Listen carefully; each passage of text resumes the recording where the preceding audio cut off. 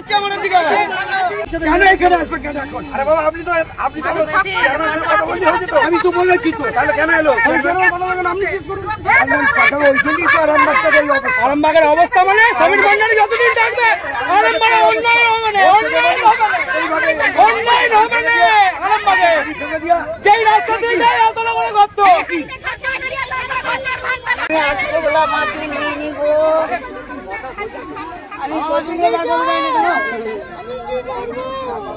আমি গলায় দড়ি দিয়ে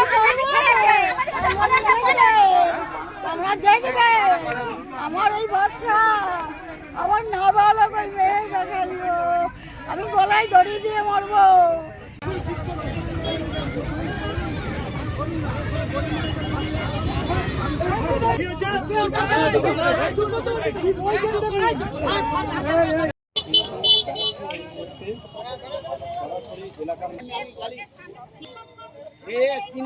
বলবো সমীর ভান্ডারী তো এখানে মদের বার করতে চাইছে, কিছু গুন্ডা পুষে রেখেছে আরামবাগেতে, সেই গুন্ডারা এসে এখানে মদ বার ঠেক করবে, দুদিন পরে মাদলামি করবে, সেই জন্য এই ঘরগুলোকে ভাঙা হচ্ছে। এটা কাদের বাড়ি ছিল?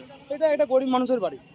এখানে ওরা কতদিন আছে? মোটামুটি আছে এই তো পাড়া নিচেতে, নিচে জল জমে গেলে তখন ওরা উঠে যায়, উঠে চলে আসে, আবার জল কমে গেলে আবার নিচে চলে যায়। ঠিক আছে, সমীর ভান্ডারী একদম নেশায় এখন ভক্তিভোগ হয়ে গেছে, এখানে মদের বার করতে চাইছে। ঠিক আছে, চেয়ারম্যান কিছু আমাদের আরামবাগে গুন্ডা পুষে রেখেছে, সেই গুন্ডারা আজকে এসে এখানে জায়গাটাকে ইল্লিগাল ভাবে ভাঙতে চেয়েছিল। ঠিক আছে, আর কি বলবো বলুন। আপনারা তাহলে কি করলেন? আমরা চেয়েছি একটা গরিব মানুষ, আমাদেরকে মমতা দিদি বার্তা দিয়ে গেছে গরিব মানুষের পাশে থাকা, আমরা পাশে থাকবো গরিব মানুষের যতদিন দিদি থাকবে, কিন্তু এই নয় যে গরিব মানুষকে মেরে আমরা আগিয়ে চলে যাব। এটা কোন জায়গা? এটা আরামবাগ 6 নম্বর ওয়ার্ড, পল্লীশ্রী 6 নম্বর ওয়ার্ড। আপনার নাম? মহারাজ দলুই। কারা ভাঙলো, কেন ভাঙলো, কাদের জায়গা?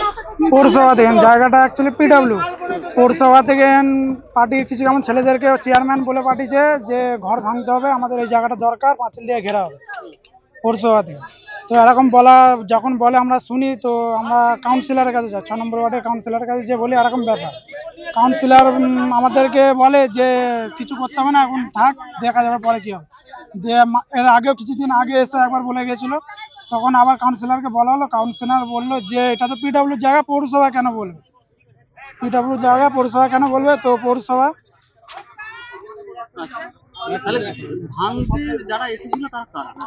যারা ভাঙতে এসেছিল বলতে পৌরসভা থেকে পার্টির ছেলেদেরকে দিয়ে পাঠিয়েছিল, পৌরসভার কোনো একটা লোক আসে না, পৌরসভা থেকে পার্টির ছেলেদেরকে বলে গাড়ি নিয়ে পাঠিয়েছিল।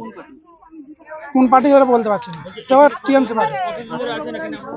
আমরা আছি, আমার এখানে আমার জন্ম হওয়ার আগে থেকে আছি, প্রায় এটা যা না করে 35 বছর। কিছু আমার করতে পারলাম নি মা, মানে ঘর ভেঙে দিল, আমি আজ কোথাও থাকতে পাইনি, এইখানে গো আমার স্বামী মরে গেছে। আজকে কিছুই আমি জানিনি, আমি কিছুই জানিনি, রান্না করব বলে করছি, ওরা দুমদাম করে এসেছে গো। ওরা গাড়িতে, ওই যে হুচুক গাড়ি রাখি গাড়ি বলে। হ্যাঁ ও বাবা, হ্যাঁ রান্না করছেন, এই রান্না যে হ্যাঁ। কি নাম আপনার? আমার নাম গৌরী মালিক।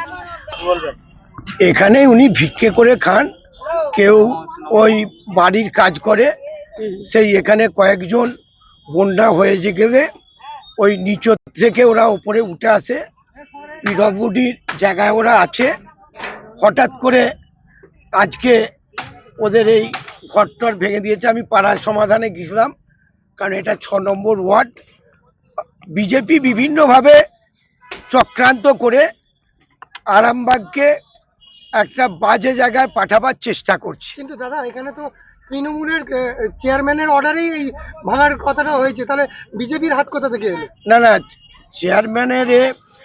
চেয়ারম্যানকেও আমি বলেছিলাম যে এখানে এরা আছে, দিদি ঘর দিচ্ছে, এইসব গরিব মানুষদের এদের ঘরের নাম তো লিস্টে আছে, তা ওই 91, 370, 91, 370-তে করা হয়েছিল, বেশ কিছু মানুষের ঘরের নাম বেরিয়েছে। পরে যখন দিদি ঘর দিচ্ছে, সেই ঘর হবে এদের পুনর্বাসনে হবে।